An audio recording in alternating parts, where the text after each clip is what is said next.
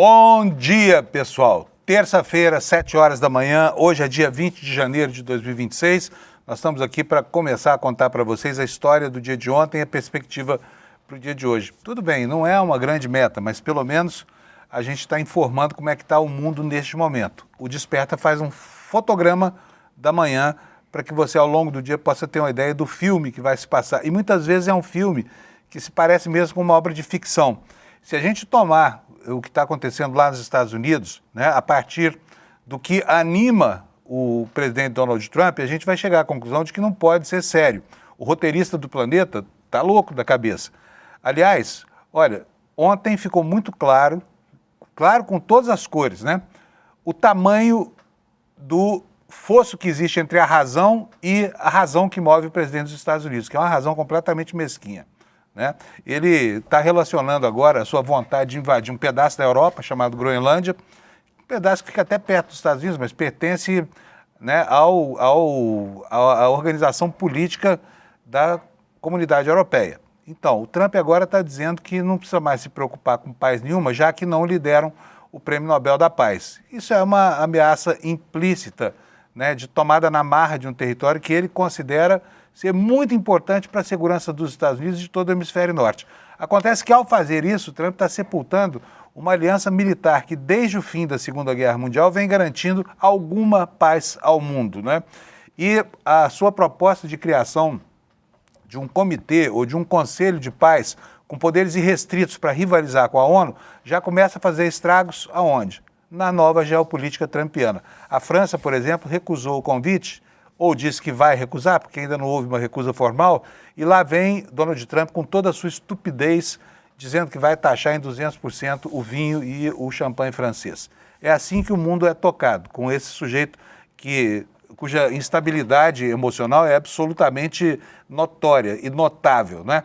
E o mundo nas mãos de um psicopata degenerado que tem lá ao alcance das mãos aquele botãozinho vermelho das guerras nucleares. E aí fica sempre a pergunta, do que esse cara realmente é capaz? O que ele realmente quer?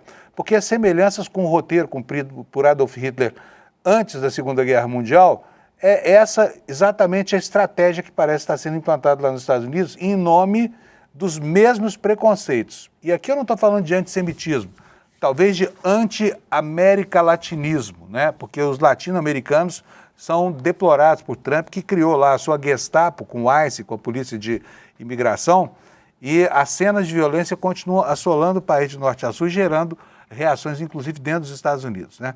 Então, esse é um dos destaques de hoje, né? Mas nós vamos muito além. Está pegando fogo ainda o assunto do Banco Master. Os bancos de denominações religiosas, por exemplo, o Banco da Igreja da Lagoinha, começa a entrar no circuito do debate político institucional, né? E, enquanto isso, avança no Congresso um pedido de CPI, que já conseguiu o número de assinaturas necessário, para investigar o escândalo do Banco Master, né? O escândalo do Banco Master. A quem é que pertence no plano político tudo isso que aconteceu? Porque me parece que há, hoje em dia, uma espécie de consenso aqui em torno de uma instituição que até bem pouco tempo atrás era demonizada por quase todo mundo. Eu estou falando do Banco Central, né? O guardião da moeda, o guardião dos juros e agora o guardião também da liquidez do sistema bancário. Tudo isso no Desperta de hoje, e você vai ver um programa focado mesmo nessas questões do direito internacional e das ameaças expansionistas de Trump e também no Banco Master e as suas consequências aqui no Brasil, que não são poucas. Mas antes de começar, eu vou falar como todo dia eu faço, vou dar bom dia para o meu amigo Alex Amorim, que hoje está triste, olha a cara dele, está chorando. Mais uma vez o Palmeiras se ferrou. Agora na Copinha, né, Alex? Conta para nós o que houve com o Palmeirão. Isso mesmo, bom dia a todos, bom dia audiência, bom dia Panuso. Então, Panuso, ontem foi um dia triste para nós torcedores do Palmeiras. Ali na Copinha, o Palmeiras foi eliminado pelo Ibrachina FC. Foi eliminado ali nos pênaltis, perdeu ali com um gol que o Eduardo Conceição poderia ter feito e matado, perdeu. E após o jogador do Ibrachina fez o gol e perdeu, o jogador do Palmeiras está eliminado da Copinha, Panuso. Alex, o que é Ibrachina? Eu nunca ouvi falar disso. É um time? Que time é esse? que Então, derrotou o Palmeiras. Sim. O pessoal do São Paulo tá achando uma delícia, né? Porque o São Sim. Paulo passa e o Palmeiras fica na copinha. Mas conta pra mim, que time é esse? Ibrachina, nunca ouvi falar nesse time. Desculpa aqui, Sim. desculpem os Ibranash, como é que chama o torcedor disso? Ibra chinês. Ibra chineses? Sim. Me desculpem, mas eu nunca ouvi falar sobre esse time. Que diabo de time é esse? Então, Panuso, lembrando que na Copinha ele já eliminou o Atlético Mineiro, então ele está sendo algoz ali dos clubes grandes aqui da Série A do Campeonato Brasileiro. Então, Panuso, nada mais é que o Ibrachina FC é um time formador e o intuito dele é trazer os jogadores para vender para grandes clubes, então é um clube meio que para fazer a base no futebol. Mas ele também serve como a integração Brasil e China sobre o égide do Instituto Sociocultural Brasil-China e Ibrachina. Ele foca no desenvolvimento de jogadores para as categorias de base, oferecendo uma estrutura moderna e visando revelar talentos para outros grandes clubes, como vender para o Palmeiras, no São Paulo da vida. Então é um clube formador que fica localizado ali no bairro da Moca, aqui em São Paulo, Panunzio. O bairro dos italianos é um time de chineses, é isso? Legal. Isso. Né? A gente está vendo despontar aí de alguns clubes, eu não estou falando nem no contexto da Copinha, não, no contexto do futebol brasileiro, os grandes clubes, né, que estão padecendo pela falta de um bom futebol, salvo raras e honrosas exceções, entre elas aí o seu Palmeiras. Sim. Mas enfim, esses times estão tomando uma naba, na verdade, de times pequenininhos que vêm lá do interior. E aí surge sempre aquela esperança tardia de que o Uberlândia Esporte Clube também apareça nesse momento aí, né? Porque, olha, aqui no interior de São Paulo já temos um Mirassol, hein? Sim. É uma cidade que tem 1/10 da população de Uberlândia, por exemplo, tem um time 10 vezes melhor do que o Palmeiras do Alex. Toda vez que aparece o nome desse time aqui, eu fico me perguntando como pode, né? Porque o futebol é uma empreitada empresarial. E olha, a população inteira da cidade desse time, né, cabe dentro de um estádio de futebol, né, Alex? Isso mesmo, lembrando que o Mirassol tem uma gestão muito boa ali, a mesma coisa desse do Ibrachina, que é sob custódia ali de alguns empresários e fazer essa ponte para os talentos para grandes clubes. Então é algo fenomenal que está acontecendo ali na base, ali por esse clube, que chegou na semifinal. E para nos falando de São Paulo, a gente vai linkar também, porque o São Paulo ganhou do Botafogo 3-1 nas outras quartas de finais e vai enfrentar o Ibrachina. A gente poderia ter um clássico paulista, mas com o Palmeiras eliminado, teremos São Paulo e Ibrachina no lado da chave ali da semifinal da Copinha, Panunzio. Arrisca o palpite, não? Como a categoria de base do São Paulo é mais forte, eu irei dar um palpite ali no São Paulo, mas a gente tá vendo que o Ibrachina tá querendo se favoritar ali, tirar os favoritos da competição, Panunzio. Muito bom. Eram essas notícias do futebol hoje? Isso, e para só não deixar passar, a gente já falou do Palmeiras, mas hoje teremos o Palmeiras no Paulistão, 8 horas da noite, ali no estádio Doutor Jorge Ismael de Biase, 8 horas, Palmeiras contra o Novo Horizontino, jogando fora de casa pela 4ª rodada do Campeonato Paulista, Panunzio. Beleza, maravilha. Vamos nessa que é bom a beça. Vamos começar a edição aqui do nosso jornal de hoje. Primeiro falando, como eu faço todo santo dia aqui, da meteorologia, logo depois eu vou mostrar para vocês os destaques no site do ICL, tá bom? Então vamos lá, meteorologia está na tela aqui, o Alex já vai botar, tá aí o mapinha da previsão do tempo. E antes disso aqui eu vou passar pelos alertas para a gente ver o que está acontecendo, porque hoje aqui tem alertas aqui, olha, em praticamente todo o estado de Minas Gerais, no Espírito Santo, uma parte do Rio de Janeiro e também a parte central do estado de Goiás. Vamos ver o que dizem esses alertas aqui. Olha, é um alerta vermelho, é um alerta de grande perigo por causa do acumulado de chuvas. Isso aqui diz respeito principalmente ao estado do Espírito Santo, tá bom? Indo até a fronteira com Minas Gerais, a divisa com Minas Gerais. Então vamos ver aqui o que é que diz esse alerta, se o INMET me permitir formar essa página. Está aqui, olha. Alerta, chuva superior a 60 litros por metro quadrado ou acima de 100 milímetros por dia, quer dizer, pode chover 60 litros por metro quadrado de área numa única hora do dia e o acumulado no dia pode ser de 100 milímetros por dia ou 100 litros por metro quadrado de área. Olha aqui, o INMET está dizendo aqui, olha, grande risco de grandes alagamentos, são 2 adjetivos aí para qualificar essa antevisão do tempo, não é previsão, é antevisão, né? Pode acontecer transbordamento de rios, grandes deslizamentos em encostas e cidades com áreas de risco. Então, pessoal, hoje o dia não vai ser brincadeira para essa região aqui pequenininha, olha, Espírito Santo e o leste de Minas Gerais, tá? Mas não é só aqui que o bicho pega. O bicho vai pegar em boa parte do Brasil. Vou mostrar para vocês de novo aqui com o mapa da previsão, agora o mapa das temperaturas. Isso aqui é a previsão para hoje de manhã, tá? Se eu mudar aqui para tarde, que é o horário em que há uma maior ocorrência de precipitações, olha o tanto que cresce a faixa sujeita a chuvas intensas, tá? E se você mora numa cidade litorânea hoje, qualquer que seja a sua longitude aqui no Brasil e a sua latitude, você vai ter um dia de chuva, tá? Vai chover no litoral inteiro, do Oiapoque ao Chuí, tá? Vamos lá então para as temperaturas, pessoal. Porto Alegre, muitas nuvens, possibilidade de chuva, máxima de 27, a temperatura voltando para um patamar agradável, né? Gauchado está sofrendo com calor lá. Em Florianópolis também 27 graus, possibilidade de chuva isolada. Em Curitiba, muitas nuvens, 23 graus de temperatura hoje à tarde. Aqui em São Paulo, nuvens, sempre está extremamente carregado, garoando já. Não há previsão de chuva, tá? Não havia, pelo menos no começo da manhã, agora o INMET está dizendo que há chuvas isoladas aqui. Quando isso acontece, pode cair um temporal aqui, que é o que parece anunciar o horizonte hoje. Basta você que mora em São Paulo olhar para cima, você vai entender o que eu estou falando, tá? Rio de Janeiro. Rio de Janeiro terá muitas nuvens, pancadas de chuva e 26 graus de temperatura. Vitória terá 27 graus, chuva e trovoadas, como eu já falei. Aqui o bicho vai pegar hoje, segundo os institutos de meteorologia. Em Belo Horizonte também chove pra caramba, com trovoadas e 23 graus de temperatura. Agora vamos passar aqui para a região centro-oeste, começando por Campo Grande.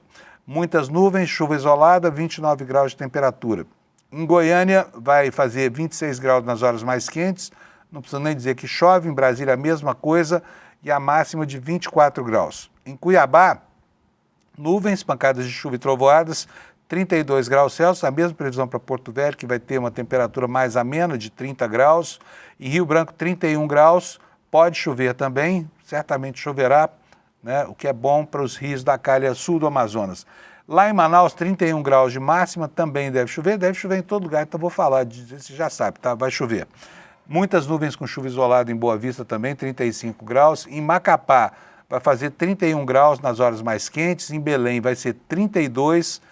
E em Palmas, Tocantins, nuvens também, pancadas de chuva e 28 graus, tá? De temperatura máxima. Agora o Nordeste. São Luís do Maranhão, 30 graus Celsius de temperatura, bastante chuva. Teresina, 35 graus, calorão lá em Teresina. E Fortaleza, 28 graus Celsius. A partir daqui chove em todas as capitais litorâneas do Nordeste, como eu já falei antes. João Pessoa, com muitas nuvens e pancadas de chuva, com 31 graus Celsius de temperatura. Abre mapa. Natal, Rio Grande do Norte, 31 graus. Em Recife, também 31. Em Maceió, 32 graus.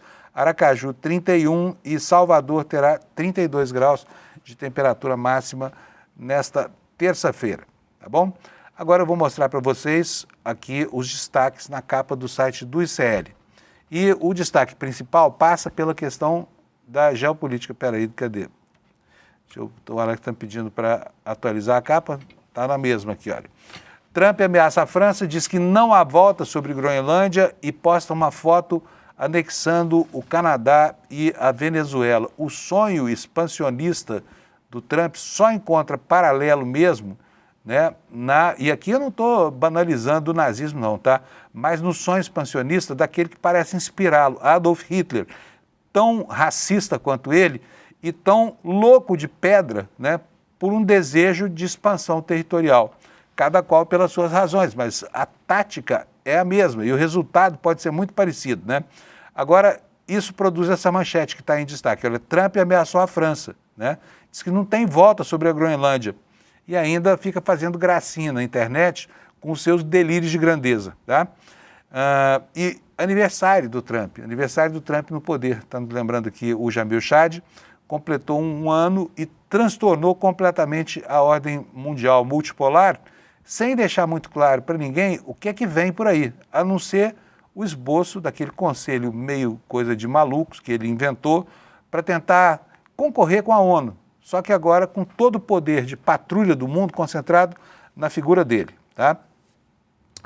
Segundo destaque, deputados acionam o Banco Central para esclarecer a atuação de um banco chamado Clava Forte. É um banco bíblico, é um banco ligado à Igreja da Lagoinha, né? E nós vamos falar sobre isso aqui. Quem é esse Clava Bank? Será que ele tem todos os registros de instituição financeira? Ou pelo menos ele é uma fintech? O que é o Banco Clava Forte, né, da família Valadão e da Igreja da Lagoinha?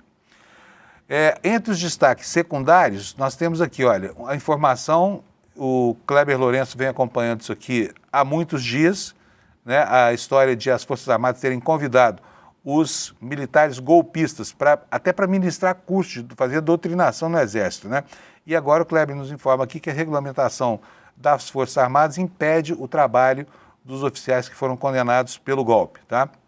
O Lula Costa Pinto está contando aqui no nosso site que o método usado nas fraudes do Master, do BRB e da REAG revela uma estratégia ousada contra o Banco Central, que agora vira vidraça na mão dos estilingues representados por essa gente que só se interessa por fugir de qualquer controle de fiscalização. E ontem o ministro Haddad, em uma entrevista ao UOL, disse que está na hora de o Banco Central começar a fiscalizar esses fundos aí que garantem o anonimato dos seus proprietários, né, dos verdadeiros investidores, e que permitem a construção de várias camadas quando o assunto é investimentos pouco ortodoxos e pouco sérios, que dificultam muito a identificação quem é que está por trás de alguns negócios, né?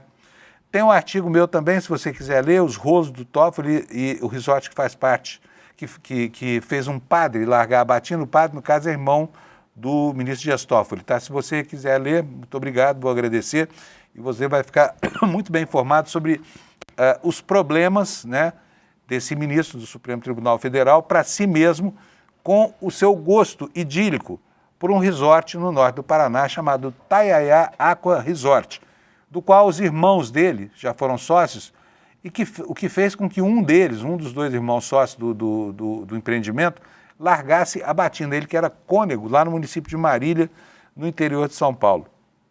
Manipulação digital, outro destaque no site do ICL. A deputada Érica Hilton está pedindo uma investigação sobre uma rede de desinformação que imputou transfobia a Lula. Aliás, os últimos dias têm sido de uma guerra contra a verdade na internet, né? Pegaram um trecho de uma fala do Lula dizendo que pobre não pode estudar e transformaram isso num cavalo de batalha, porque foi absolutamente deturpado o sentido dessa frase, totalmente descontextualizada, atribuída ao Lula, né? E aqui a informação de que o ministro da Educação, o ex-governador do Ceará, né, ele terá uma nova reunião com Lula para destravar a MP do piso dos professores e está de saída do ministério, hein? Está levando, já antecipando a sua saída para disputar as eleições, provavelmente, tá bom? Vamos começar então, gente? Começando aqui, desculpa aqui a tosse, mas esse tempo ruim está deixando a gente gripado, eu estou resfriado. Então vamos lá, começando por aqui, matéria do Kleber Lourenço, aqui no nosso site do ICL, está aqui a assinatura do Kleber, dizendo para a gente que o regulamento das Forças Armadas impede o trabalho dos oficiais que foram condenados por golpe. Aliás, só para lembrar, hein, eles estão na iminência de perder a patente, porque condenados, e como determina a legislação, como determina os estatutos militares, devem perder, né, a sua patente e serão efetivamente ex-militares. Mas, por enquanto, estão recebendo tratamento muito, digamos assim, carinhoso, né, do pessoal que tá no comando das Forças Armadas brasileiras, e é disso que trata essa matéria. O que o Kleber está nos dizendo aqui? Regulamentos internos do Exército e da Marinha não permitem que generais e almirantes condenados por crimes contra o Estado Democrático de Direito exerçam atividades dentro das Forças Armadas, especialmente em funções de caráter doutrinário, ligadas à produção de manuais, textos informativos e formação institucional. A conclusão é de especialistas em direito militar ouvidos pelo Kleber, né, ao fazer essa reportagem, que analisaram os pedidos apresentados ao Supremo Tribunal Federal por oficiais condenados no julgamento da tentativa de golpe para trabalhar como forma de reduzir a pena. Quer dizer, eles não servem para ficar nas Forças Armadas. Por quê? Porque conspiraram contra o país, foram condenados e muitos deles estão, aliás, a totalidade desses aqui que estão envolvidos com a formação doutrinária, né? É gente que foi condenada no julgamento civil por tentativa de golpe de Estado, né? Olha, e aqui o Kleber nos explica, a diferença de tratamento entre os casos não altera, segundo especialistas, o problema central. Ainda que as autorizações judiciais se apoiem na legislação penal, não há respaldo nos regulamentos administrativos das Forças Armadas para que oficiais generais condenados exerçam função no interior de instituições militares, sobretudo em áreas sensíveis do ponto de vista simbólico e institucional, eles têm que estar com tudo ok em relação à sua situação jurídica, tá? Especialistas ouvidos pelo ICL Notícias destacam que, do ponto de vista normativo, só existem 2 modelos possíveis de vínculo funcional nas Forças Armadas. No caso da Marinha, a tarefa por tempo certo, TTC, tem até uma sigla para isso, e no Exército, a prestação de tarefa por tempo certo, PTTC. E aqui o Kleber enumera as fontes que ele ouviu para fazer essa reportagem. A advogada Bianca Ferreira Santos, ela é especialista em direito militar, ela disse para o Kleber que a contratação de militares da reserva remunerada ou reformados para a realização de tarefa por tempo certo pressupõe necessariamente, tá, idoneidade moral, consonância com os princípios da legalidade e da moralidade administrativa previsto no artigo 37 da Constituição. Ela disse aqui o seguinte: a contratação de militares da reserva remunerada ou reformados para a realização de trabalho por tempo certo pressupõe a idoneidade moral e a conduta ilibada, que não é efetivamente o caso desses militares, tá? Então está aí, e o Exército, consultado pela nossa reportagem, se recusa a dar resposta sobre essas funções para as quais estão sendo contratados aí os apenados de farda, estrelados, né? Eles simplesmente desconhecem a lei de acesso da informação, não prestam contas. É como se eles fossem donos desse espaço privado chamado Forças Armadas Brasileiras. E a gente sabe que quando algo que tem por prerrogativa constitucional o direito ao exercício legítimo da violência, aí a coisa toma um ar de gravidade. Em todo caso, não querem responder, não respondem. Vamos ver como é que vai ficar a situação dessas pessoas, porque a lei é muito clara e mesmo que usem farda, eles têm que, efetivamente, eles têm que prestar contas dos seus atos para os órgãos de controle, tá bom? Vamos passar agora para a notícia central. O Jamil Chad está nos informando aqui que o tom das ameaças de Trump à Europa estão escalando, né?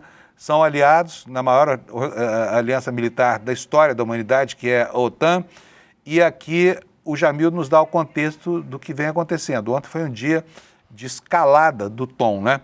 E a manchete que o Jamil produziu é essa aí: Trump ameaça a França, diz que não há volta sobre a Groenlândia, e ainda o Supremo Atrevimento postou uma montagem com ele anexando do Canadá até a Venezuela. É brincadeira? Olha aqui, está aqui no fundo da foto, olha aqui, ó, a bandeira dos Estados Unidos na Groenlândia, no Canadá, Alasca aqui, no território dos Estados Unidos hoje, e, enfim, e até a fronteira com o México. Mas a Venezuela está aqui, olha, como um apêndice no mapa, logo depois das Ilhas do Caribe, tá? Então vamos ver aqui o que nos conta o Jamil. Numa onda de ataques, o presidente dos Estados Unidos anunciou na madrugada dessa terça-feira 20 que irá colocar impostos de 200% sobre o vinho francês, caso Emmanuel Macron não aceite aderir ao seu tal Conselho da Paz. Ele ainda criticou o Reino Unido e postou nas redes sociais fotos anexando a Groenlândia, Canadá e Venezuela, confirmou que irá se reunir com líderes nessa semana na cidade de Davos, onde já está, para tratar de seu desejo de tomar o território dinamarquês, mas já avisou que não pensa em desistir. Ele falou o seguinte: olha, tive uma ótima conversa com o Mark Rutte, que é o secretário-geral da OTAN, sobre a Groenlândia. Concordei com uma reunião das diversas partes em Davos, na Suíça, disse ele. Como deixei bem claro para todos, a Groenlândia é imprescindível para a segurança nacional e mundial, não há como voltar atrás. Nisso todos concordam. Os Estados Unidos da América são, de longe, o país mais poderoso do planeta. Grande parte disso se deve à reconstrução das nossas Forças Armadas durante o meu primeiro mandato, reconstrução essa que continua em ritmo ainda mais acelerado. Somos a única potência capaz de garantir a paz no mundo, e isso se faz simplesmente através da força. Parece muito, né, com um chefe de uma grande milícia, né, que está extorquindo aqui as ações e os comportamentos daqueles que ainda são seus aliados, da OTAN, mas que estão prestes a não ser mais, se essa brincadeira de expandir o Império Americano para o território da Groenlândia acabar acontecendo. E tudo leva a crer que sim, que vai acontecer, porque o Trump é um sujeito que não tem limite para aquilo que ele quer fazer. Ele vai e faz e pronto. E ainda tem o respaldo da Suprema Corte Americana e do Senado e da Câmara dos Estados Unidos para quase tudo, né? Situação que pode mudar daqui a pouco, em março, quando houver as eleições de meio de mandato. Continuando aqui com o post do Jamil, ele está nos dizendo aqui o seguinte, olha, minutos depois, né, de ter feito essa ameaça, ele publicou nas redes sociais uma mensagem por telefone enviada por Emmanuel Macron, presidente da França. Nela, o presidente francês indicava que poderia organizar uma cúpula especial do G7, mas alertava, não estou entendendo o que você está fazendo sobre a Groenlândia. No início da semana, ele chegou a escrever uma carta ao governo da Noruega, sugerindo que foi a decisão de Oslo de não lhe dar o Prêmio Nobel da Paz que teria motivado os Estados Unidos a defender apenas o seu interesse. Na verdade, foi uma troca de mensagens por WhatsApp, né, entre ele e o primeiro-ministro da Noruega. Ele está dizendo lá que, olha, como o seu país não me deu o Prêmio Nobel da Paz, agora estou livre para pensar naquilo que é melhor para os interesses dos Estados Unidos, né? Na verdade, é uma manifestação de desleixo para com a segurança dos seus próprios aliados, né? E o desenrolar dessa crise é imprevisível. Para a França, que ameaçou não participar do tal Conselho da Paz, que na verdade é uma instância de poder global que transforma Trump no ditador do planeta, aceitando o argumento dele de que agora os Estados Unidos são um poderio militar sem possibilidade de confrontação no mundo e que, portanto, ele vai fazer tudo o que ele quer. Aí resolveu atacar a França e o Macron, né? A França, como se sabe, mandou alguns militares para o território da Groenlândia, junto com mais outros 7 países europeus, o que dificulta uma ocupação, porque vocês imaginam soldados da OTAN brigando entre si, um dando tiro no outro, né? Drone de um lado derrubando drone do outro. Sobre a França, Trump afirmou que a recusa em fazer parte do seu Conselho de Paz não será tolerada. Portanto, não era um convite, era uma intimação, né? Não tem como não participar, né? Segundo a lógica desse acelerado que dirige os Estados Unidos. Ele diz o seguinte, olha, eu vou impor uma tarifa de 200% sobre os vinhos e champanhes deles, ou dele, do Macron, e ele vai aderir, mas não precisa, disse Trump, que ainda menosprezou Macron ao dizer que está no fim do seu governo. Ele falou o seguinte, olha, ninguém quer nem encontrar o Macron nunca mais, disse o presidente americano, que costuma mesmo fazer troça dos governantes de outros países aos quais pretende humilhar, né? Trump convidou cerca de 60 países para fazer parte do seu projeto, que tem como objetivo rivalizar com a ONU e ser o novo centro de decisões do planeta. Mas a estrutura prevê que apenas os Estados Unidos têm poder de veto. Como a gente viu ontem aqui mesmo no Desperta, o regulamento, né, as normas iniciais desse conselho prevêem que o Trump é quem convida, o Trump é quem escolhe, o Trump é quem nomeia o sucessor e o Trump é o único que tem poder de veto, tá? Na segunda-feira, ontem, Paris sinalizou que irá declinar do convite, postura que também deve ser adotada pelo Brasil. As novas ameaças de Trump foram qualificadas pelos franceses como inaceitáveis, tá? E problemas também em relação ao cordato Reino Unido, né, que tem acompanhado nas suas aventuras expansionistas aí, Donald Trump, como aconteceu, por exemplo, na Venezuela e em outras partes do planeta. Mas o Trump, nos informa o Jamil aqui, ainda criticou a posição de Londres em relação à devolução de territórios que hoje contam com bases americanas. Chocantemente, nosso brilhante aliado da OTAN, o Reino Unido, está planejando ceder a ilha de Diego Garcia, onde se encontra uma base militar vital para Maurício e fazer isso sem nenhum motivo, disse. Não há dúvida de que a China e a Rússia perceberam esse ato total de fraqueza. Essas são potências internacionais que só reconhecem força e é por isso que os Estados Unidos da América, sob minha liderança, são agora, após um ano, respeitados como nunca antes. Respeitado não diria que é respeitado. Ele é temido. Acontece que temor e respeito são duas coisas separadas, a despeito dos ensinamentos de Maquiavel, de que o rei precisa ser temido. Mas o Maquiavel também ensina que ele não pode ser odiado, não é isso? Bom, terminando aqui com essa informação, durante a madrugada o Trump ainda postou 2 fotos, uma delas mostra os mapas do Canadá e da Groenlândia e da Venezuela pintados com a bandeira dos Estados Unidos, como a gente viu agora há pouco, né? E uma outra, ele finca uma bandeira dos Estados Unidos sobre o território da Groenlândia. Durante a madrugada, Trump ainda colocou em suas redes sociais prints de mensagens de líderes estrangeiros, dentre eles o de Mark Rutte, que é o chefe da OTAN. Num texto laudatório ao americano, o europeu prometia que iria encontrar uma forma para lidar com a Groenlândia e se mostra submisso aos interesses da Casa Branca, né? O que é demais. Eu vou sair um pouco do noticiário internacional agora, porque eu quero conversar sobre assuntos locais aqui. E aqui nós estamos tratando das articulações da família Bolsonaro para permanecer no poder. Por isso eu vou chamar a Amanda. Ô, Alex, a Amanda está pronta? Beleza, coloca a Amanda aí para nós, por favor, então. Bom dia, dona Amanda. O pessoal aqui estava perguntando cadê a Amanda. Tudo bom, Amanda? Eu apareço uma vez por semana, tá tudo bem dando ar da minha graça por aqui. Bom dia, querido, bom dia, comunidade CL. A comunidade está dizendo que é pouco, tá? Devia estar aqui todo dia. Tudo bom aí, Amanda? Tudo certo. Amanda, vamos lá. Olha só, fazendo uma conta aqui bastante razoável. A família Bolsonaro sempre teve pretensões de poder e sempre se nutriu do poder, concorda? Eles a vida inteira trabalharam só nisso. A única exceção aí é o Eduardo Bananinha, que tinha um emprego na Polícia Federal, né?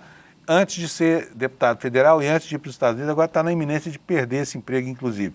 Mas o futuro político da família passa necessariamente pela participação e pela vitória em eleições. Mas vamos lá, vamos fazer uma continha comigo. Bolsonaro pode disputar a eleição? Não, né? Tá na papudinha. Tá na papudinha. O Flávio Bolsonaro vence a eleição para a presidência da República? Difícil, na minha conta, não. Na conta dos institutos de pesquisa também não, né? O Carluxo pode ser eleito senador por Santa Catarina? E essa é uma pergunta que diz respeito à sua realidade local aí. Pode ou não, Amanda? Ou vai ser difícil? Pode, mas não vai ser tão fácil quanto eles imaginavam quando transferiram o título, né, o domicílio eleitoral do Carluxo para cá. O que a gente está vendo por aqui, Fábio, eu acho que é uma cena muito realmente típica, assim, de uma família que tentou construir a sua base de poder olhando só para o seu próprio núcleo e sem olhar para a sua realidade, né, para a realidade dos entornos no qual ela tenta penetrar. E no caso do Carlos Bolsonaro, ele já está com domicílio fixado aqui em Santa Catarina, na cidade de São José, que é o município aqui da Grande Florianópolis, mas ele tem uma dificuldade de arregimentar perfis políticos daqui do estado para o seu palanque, para a sua campanha, porque os políticos locais, eles já estão comprometidos com candidaturas que também são da sua alçada, da sua região e do seu contexto também de atuação política. Então, o Carlos Bolsonaro, ele faz esse movimento tentando olhar para esse eleitor muito conservador, que tende à radicalização no Estado, que é uma realidade, a gente não pode negar que esse eleitor de fato exista, mas ele só olha para isso, ele não pensa nos movimentos de articulação que ele tem que fazer ali nos bastidores da conjuntura política do Estado. E isso faz com que ele fique sempre muito isolado. Ele ficou aí os últimos meses, acho que a audiência conseguiu acompanhar isso também, muito vinculado ao pai e às questões de saúde, né? Ele fica quase todos os dias postando imagens do pai, tentando mostrar que o pai está em sofrimento, quando a gente sabe que ele está sendo tratado apenas como um presidiário, que é o que ele é, e até com muito mais benefício do que qualquer presidiário do nosso sistema penitenciário. Então, quando ele fica nessas particularidades ali, de tentar levantar a pauta da anistia, de tentar mostrar como o pai é um pobre coitado, mas mesmo pobre coitado ele quer que o pai seja um candidato também, né, uma contradição, ele acaba escanteando essa articulação política. Ele nunca foi um político de alianças, ele sempre jogou internamente pela própria família. Esse é o perfil do Carlos Bolsonaro. Ele ficou muito tempo afastado aqui do estado, mesmo tendo saído da Câmara do Rio de Janeiro, né? Ele renunciou o mandato para vir para cá, fixar o domicílio aqui, só que ele não conseguiu se fixar. Então ele fica indo e vindo, né? Ele fica muito também em Brasília, próximo ali onde o pai está preso agora na Papudinha, e ele não consegue se alojar de fato no estado. Então na semana passada ele teve algumas agendas por aqui. Onde ele foi? Em São Francisco do Sul, que era onde o pai passava férias, né? Onde o pai vinha andar de jet ski todos os anos, nos 4 anos em que ele foi presidente. Então ele esteve ali, ele parou no meio da rodovia da BR-280, eu acho, em São Francisco do Sul, no dia que o pai foi transferido para Papudinha, para reclamar, né? Ele esteve numa igreja em Imbituba, que também é uma cidade do litoral sul, muito badalada turisticamente. E, assim, essas são as agendas dele. Em Itapema, que é uma outra cidade do litoral, ele tem percorrido, assim, esse litoral mais turístico nesse momento, mas ele não tem políticos de peso no seu palanque, ou pegando ele pela mão e levando ele para conhecer os rincões do estado. Porque Santa Catarina é um estado pequeno, mas são 295 municípios e são muitas regiões para ele explorar sem qualquer tipo de conexão política com as localidades. Não vai ser uma vida fácil, até porque ele tem concorrentes que têm essa penetração em todas as regiões do estado. Amanda, agora eu estou vendo nos jornais aqui que porque a família Bolsonaro pensa que catarinense é gado deles, é isso, né? Eles estigmatizam assim. Só que não é gado como eles gostariam, porque afinal de contas a candidatura imposta do Carlos Bolsonaro está criando reações aí. Uma delas está no site do UOL hoje. Olha aqui, ó, vou mostrar para vocês. Ó. Prefeito rejeita Carlos como candidato. Como se Santa Catarina fosse um balcão de negócios, né?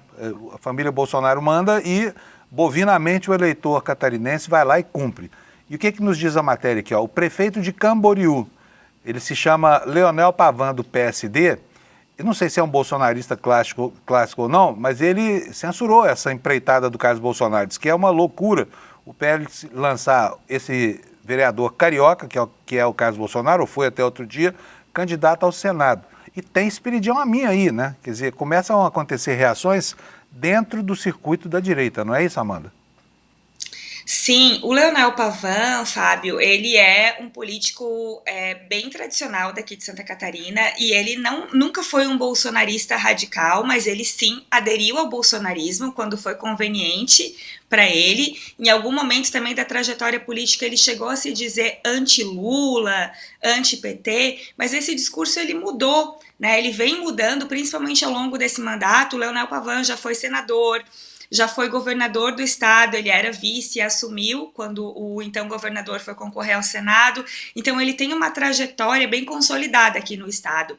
E ele é o prefeito de Camboriú, que é a cidade colada ali em Balneário Camboriú, que todo mundo conhece, porque virou também um espelho do bolsonarismo, né? E ele acabou trazendo, ao longo do ano passado inteiro, muito forte o discurso de defesa do governo federal, porque o governo federal ele levava recursos para Camboriú. Então ele começou a encampar, assim, de certa forma, uma espécie de aliança ali, não muito consolidada, mas visível para quem acompanha a política, com o governo federal, com o governo Lula. E agora, né, ele começa a se manifestar publicamente, ele não tem medo do cancelamento aí pelos bolsonaristas. Essa discordância com relação à candidatura do Carlos, até porque a família do Pavan, em especial a filha dele, a Juliana, que é prefeita de Balneário Camboriú, eles também são muito próximos da Caroline Detoni.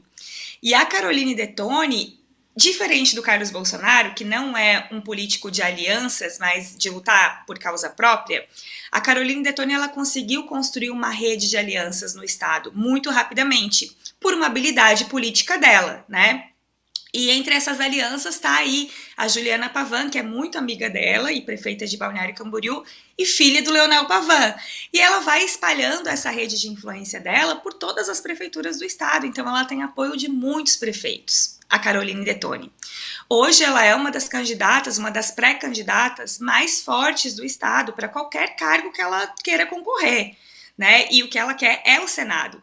Então, o Carlos Bolsonaro, ele também, apesar dele dizer, e da família dele dizer que defende a candidatura da Caroline Detoni, de alguma forma eles estão sim rivalizando, né? Porque ela vai ter os votos que ele precisa ter. E tem o Espiridião Amin ali, que também é um oligarca, que também tem muitas alianças, sólidas alianças com as elites, com o meio empresarial de Santa Catarina. Então, por isso que o isolamento dele é um péssimo indicativo para a candidatura. Embora a gente veja ali um núcleo muito consolidado e cristalizado do bolsonarismo mais radical aqui no estado, como a gente tem no Brasil também, né? Essa indisponibilidade dele para dialogar, para trazer os prefeitos, como o Leonel Pavan, como a Juliana Pavan, para perto dele, isso vai comprometer muito e vai dificultar muito a vida dele. Então, eu acho que ninguém deve ficar surpreso se o Carlos Bolsonaro não se eleger, porque o cenário que se desenha hoje é um cenário de uma campanha difícil para ele. Aí vai ficar bom mesmo. A gente é a favor desse cenário, tá? Aí nós vamos ter vários Bolsonaros a menos. O Flávio, porque vai perder a eleição, o Carluxo, porque não vai conseguir consolidar essa aliança lá e vai disputar com quem tem votos, que é o Espiridião Amin, né? Que já despertou essa onda de protesto na base bolsonarista e, inclusive, dentro do próprio partido dele, o PL, né? Então, aí, nesse caso, a gente está torcendo por isso mesmo, porque, olha, saem da política de uma vez só. Flávio, porque perde a eleição para o Lula, o Carluxo, porque perde a eleição para essa articulação catarinense. Quem mais? O Eduardo Bolsonaro, porque está refugiado lá nos Estados Unidos, dele mesmo, né? E aí a gente tem o Jair Renan aqui. Candidato a deputado, Renan, né? Sim. E esse fez 3 mil votos na eleição passada, com 3 mil não se elege deputado, né, Amanda? Hoje ele é visto, ele seria um pré-candidato, ele é um pré-candidato a deputado federal aqui pelo estado, porque ele é visto como um puxador de votos, infelizmente, né? Então, é isso, a gente tenta fazer uma análise mais otimista de um lado, mas também sempre tem ali uma corda puxando para o outro lado e eu acho que ele tem chances de se eleger, infelizmente, aqui pelo estado de Santa Catarina. Assim como eu também acho que o Carlos Bolsonaro tem, mas é isso, a gente não está vendo um cenário que já está dado, né? É um cenário em disputa e é uma disputa muito difícil para ele. Muito bom. Amanda, beleza, muito obrigado uma vez mais, tá? Volte sempre. Obrigada, querido. Um bom dia para todos vocês. Tchau, um beijo para você, brigadíssimo. Então vocês estão vendo aí, né? Não chore, meu filho, não chore, que a vida é luta renhida. É o que está acontecendo com a família Bolsonaro. Vão ter que se provar nessa eleição aqui e numa condição muito difícil, como vocês viram aí, por esse relato da Amanda sobre a situação no estado mais favorável a eles, que é o estado de Santa Catarina, né? Vamos seguir com o noticiário aqui? Então, gente, nós temos mais 18 minutinhos de programa e um monte de notícias para vocês. A primeira delas, você já ouviu falar em um banco chamado Clava Forte? Está aí na nossa manchete, olha, que os deputados estão acionando o Banco Central para saber que diabo de coisa é isso, que leva nome de banco, mas na verdade está ligado a uma igreja, que é a igreja da Lagoinha, desse André Valadão que você está vendo aqui na foto, aqui embaixo, tá bom? Vamos ler para vocês aqui a outra apuração do Kleber Lourenço, que nos conta o seguinte: os deputados federais Pastor Henrique e Rogério Correia, ele primeiro do PSOL e o segundo do PT, acionaram formalmente o Banco Central do Brasil para prestar informações detalhadas sobre a atuação da empresa Clava Forte Bank S.A. É ligada à Igreja Batista da Lagoinha. O requerimento apresentado com base no artigo 50 da Constituição e nos dispositivos do regimento interno da Câmara busca esclarecer a natureza jurídica dessa empresa, o alcance real das suas atividades e a sua eventual inserção irregular no sistema financeiro nacional. No documento, os parlamentares questionam se o tal Clava Forte Bank é enquadrado como fintech ou se é uma instituição de pagamento nos termos da regulamentação do Banco Central, cobrando também esclarecimentos sobre a inexistência de autorização para funcionamento como instituição financeira. No documento, os parlamentares questionam se o Clava Forte Bank se enquadra como fintech ou instituição de meio de pagamento, né? O pedido também exige que o Banco Central informe se essa empresa já protocolou em algum momento uma solicitação formal para atuar como banco, como fintech, como sociedade de crédito direto ou qualquer outra modalidade prevista na legislação vigente, bem como o status de eventual pedido, se já foi aprovado, se não foi. Além disso, o requerimento lista uma série de questionamentos objetivos sobre a situação do tal Clava Forte Bank, incluindo o número de clientes atendidos, oferta de operações de crédito, concessão de empréstimos, administração de recursos de terceiros e eventual atuação com fundos de previdência privada, investimentos, seguros ou consórcios, tá bom? Um outro eixo central desse pedido diz respeito à infraestrutura financeira utilizada pela empresa. Os parlamentares perguntam se a Clava Forte Bank utiliza direto ou indiretamente contas de liquidação, arranjos de pagamento, contas de pagamento ou sistemas pertencentes a instituições autorizadas pelo Banco Central e, se houver essa autorização, eles querem saber quais seriam essas instituições e a natureza da relação estabelecida. Portanto, está aqui, a família Valadão vai ter que prestar contas, né? E o Banco Central está lá de butuca, vai ter que explicar que diabo de coisa é Clava Forte Bank. Será que foi autorizado pelo Banco Central? Será que a atuação dele é regular? Seguindo com o noticiário, voltando aqui à questão internacional, ao direito internacional, porque isso hoje vai dar preocupações no mundo. Quero mostrar para vocês a capa do New York Times, para vocês verem como é que está o clima lá nos Estados Unidos. E principalmente a primeira manchete, que é uma análise, tá? Não é nem uma reportagem. Quer dizer, o jornal aqui está endossando essa análise crítica. Trump está levando, segundo o maior jornal dos Estados Unidos, a relação dos Estados Unidos com a Europa para um precipício, tá bom?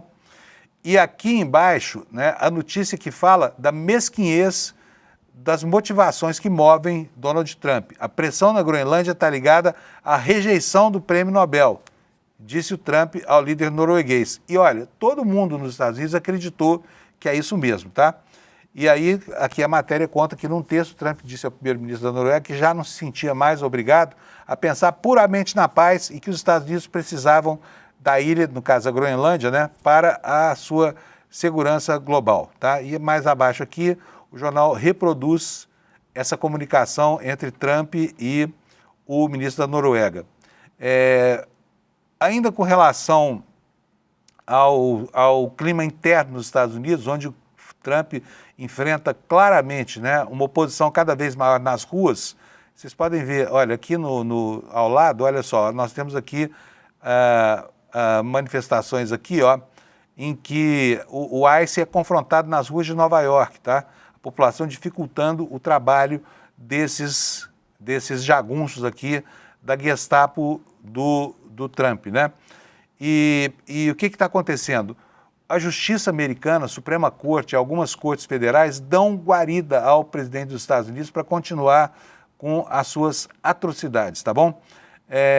Eu vou ler um trechinho para vocês aqui da matéria que traz a primeira matéria na capa do New York Times. Olha, ela afirma aqui no seu intertítulo, olha, enquanto o presidente Trump deseja coagir líderes europeus sobre a Groenlândia, eles estão ponderando o impensável. Uma aliança de 80 anos está condenada, né, a aliança que se formou no pós-Segunda Guerra Mundial. Aí a pergunta do jornal: o que acontece a uma aliança diplomática de 80 anos quando a sua principal potência ameaça uma invasão militar de um dos seus membros, trava uma guerra econômica contra os outros e promete cultivar resistência política e cultural aos seus governos? A aliança está condenada? Pergunta o jornalão americano.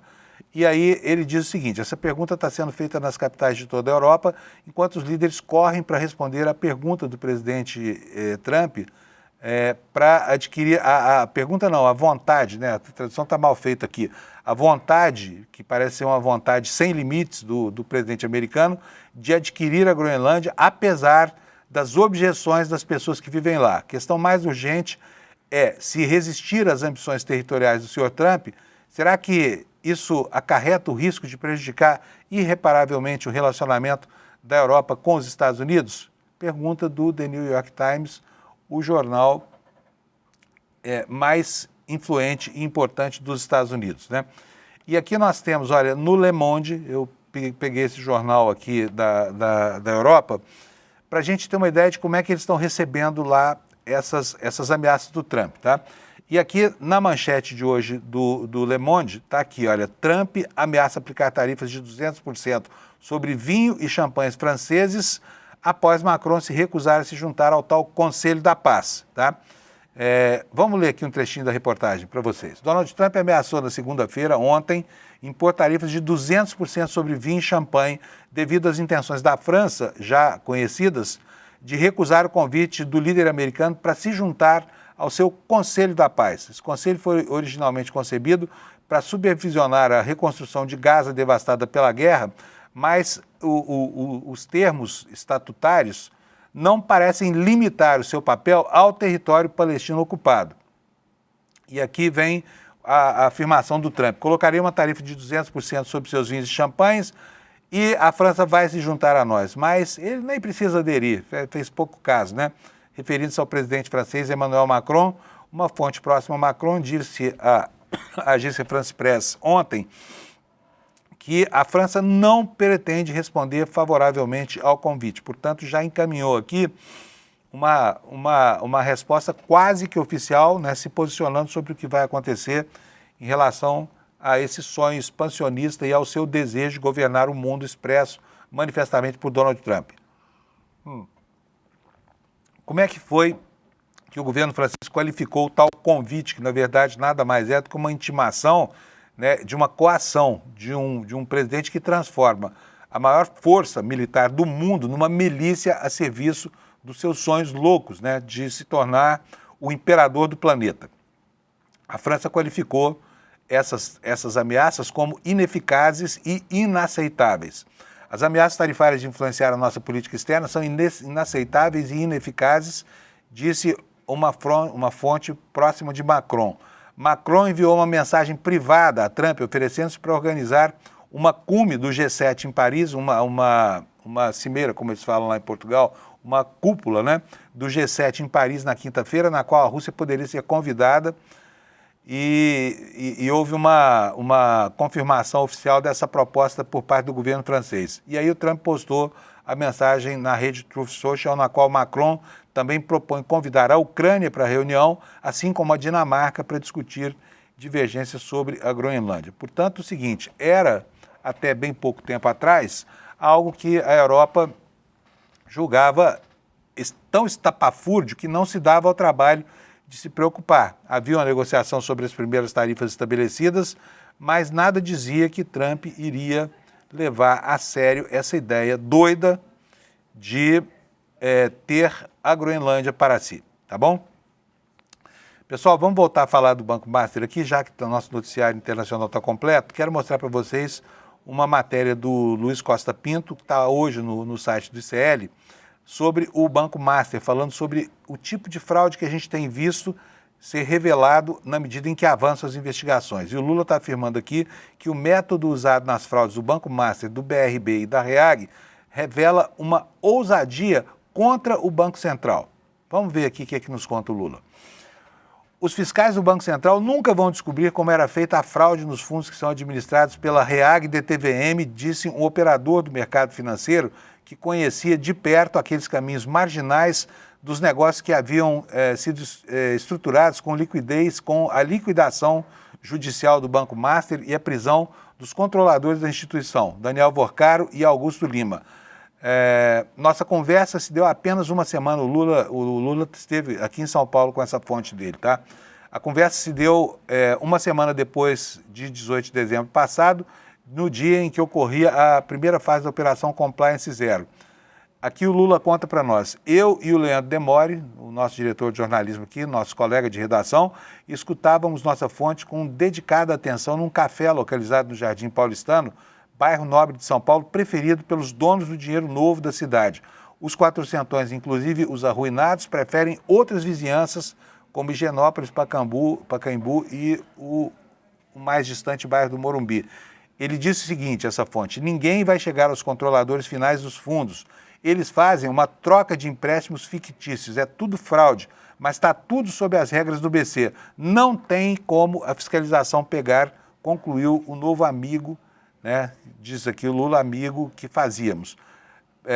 Ele diz o seguinte, olha, essa fonte estava aflita por se distanciar de todas as práticas nefastas que assistiu serem lançadas por Daniel Vorcaro e pelo sócio dele, Augusto Lima, e pelos parceiros de negócio dessa dupla, Nelson Tanuri, que aliás teve seu patrimônio bloqueado, João Carlos Mansur e Maurício Quadrado. Então está aqui o registro dessa conversa importante do Lula com uma fonte do mercado de capitais, dizendo aqui que não vai ser descoberto como é que esses bancos inflavam capital para fraudar os seus dados contábeis e conseguir do Banco Central um atestado de que estava tudo bem, tá bom? Ontem o ministro Haddad deu uma entrevista ao UOL e ele aborda o problema. Vou mostrar para você, está aqui na capa aqui do UOL de hoje, né? O Haddad dizendo que o Banco Central, que hoje não participa da fiscalização dos fundos, deve entrar nessa seara, tá? E em que termos? Vamos ver aqui o que é que nos diz o UOL. O ministro da Fazenda, Fernando Haddad, afirmou nessa entrevista ao UOL News que é a favor de o Banco Central fiscalizar os fundos do país. Haddad disse que apresentou uma proposta ao governo para ampliar o perímetro regulatório do BC e colocar a regulação e a fiscalização dos fundos, que hoje é feita pela CVM, nas mãos da autarquia, ou seja, do Banco Central, tá?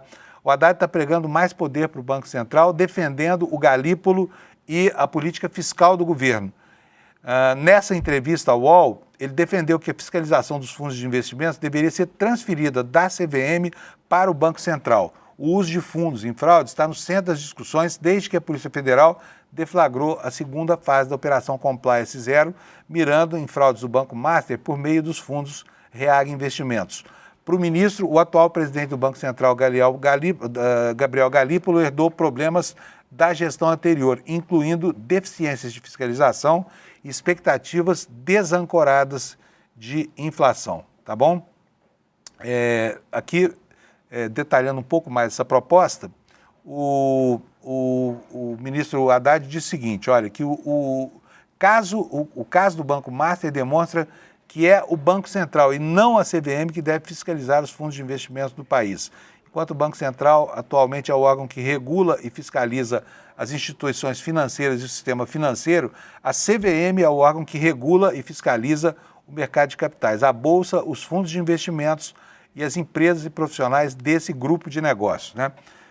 O que disse o ministro aqui, entre aspas, eu apresentei uma proposta que está sendo discutida no âmbito do Executivo de ampliar o perímetro regulatório do Banco Central. Tem muita coisa que deveria estar no âmbito do Banco Central, mas que está, na verdade, no âmbito da CVM e, na minha opinião, equivocadamente. O Banco Central tem que ampliar o seu perímetro regulatório e passar a fiscalizar os fundos, porque existe hoje uma interseção muito grande entre fundos, finanças, e isso tem impacto até sobre a contabilidade pública.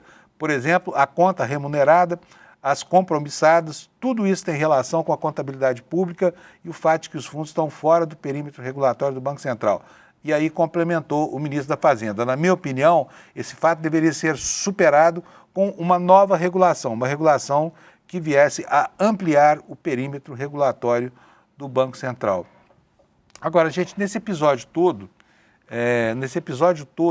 dessas fraudes do Banco Master e da garantia do fundo garantidor, fica evidenciada aqui uma distorção, um disparate. Por quê? Os investimentos que são protegidos são investimentos de até R$250 mil. Não importa o valor. O que importa é que o fundo garantidor vai honrar, inclusive, os percentuais pactuados na venda dos seus papéis lá dos CDBs do Master, do Banco Master, que são remunerados com 140%, 150% do CDI, que é a taxa de crédito que os bancos negociam entre si, para que um empreste dinheiro para o outro, tá?